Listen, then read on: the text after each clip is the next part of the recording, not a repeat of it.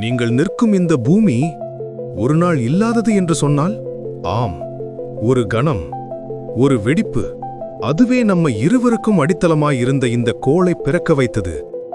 இதுதான் பூமியின் உண்மையான பிறப்பு கதை. 13.8 பில்லியன் ஆண்டுகள் முன்பு இருள் இருள் இருள் மட்டுமே, நேரமே இல்லாத வெற்று உலகம். ஆனால் அந்த வெற்றில் ஒரு அமைதியான துடிப்பு பிறந்தது. அதுவே பிக் பேங். ஒரு நொடியில் பிரபஞ்சம் வெடித்தது.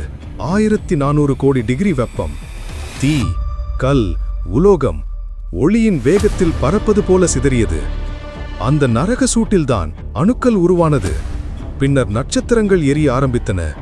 இந்த வன்வரித்தனமான குழப்பத்தில் ஒரு சிறிய சுழற்சி பிறந்தது. தூசி, கல், உலோகம் மோதிக்கொண்டே, ஒட்டிக்கொண்டே ஓர் உருகிய தீப்பந்து உருவானது. அந்த உருகிய குழாய் பின் பூமி என அழைக்கப்படும் முதல் வடிவம். ஆனா பூமி இன்னும் தனியாக இல்லை.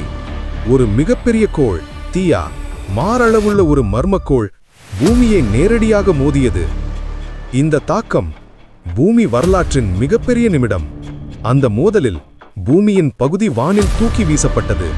அந்த சிதறல்களும் தீப்பாறைகளும் ஒரே இடத்தில் சேர்ந்து, சுழன்று, குளிர்ந்து நம்முடைய சந்திரனாக மாறின. ஆண்டுகள், மில்லியன்கள். பூமி மெதுவாக குளிர்ந்தது. தீப்பாறைகள் கடல்களாக உருகின. மழை மழை மழை லட்சக்கணக்கான ஆண்டுகள் பொழிந்தது. மழை நீரில் முதல் மூலக்கூறு பிறந்தது.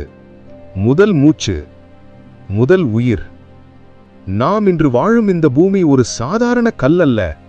இது வெடிப்புகளின் மகன், மோதல்களின் புதல்வன், பிரபஞ்சத்தின் மிகப்பெரிய அதிசயம்.